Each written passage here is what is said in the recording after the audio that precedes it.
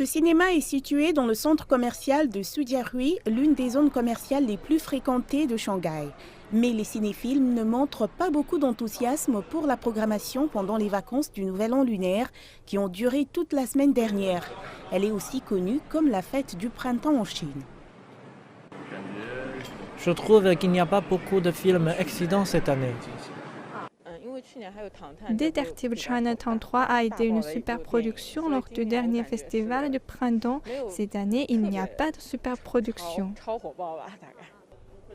De la comédie aux histoires de guerre, les studios offrent un éventail de choix assez large, mais toujours pas de favoris évidents de la part des fans. Mais cela n'a pas empêché le box-office de faire des recettes. Pendant la semaine des vacances, les ventes à l'échelle nationale ont atteint l'équivalent de plus de 940 millions de dollars, le deuxième chiffre le plus élevé pour la même période après les vacances de l'année dernière. Les ventes peuvent sembler élevées, mais le nombre de cinéphiles connaît une baisse significative.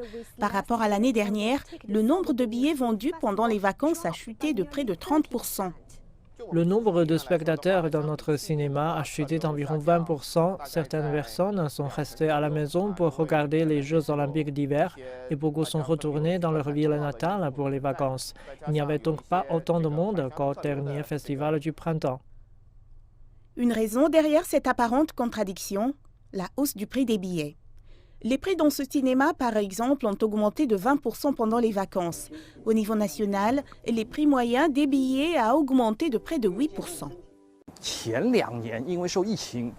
n'y a pas beaucoup de nouvelles productions cinématographiques ces dernières années en raison de la pandémie. Les cinémas projettent encore les films, l'œuvre n'est pas importante et le nombre de spectateurs diminue.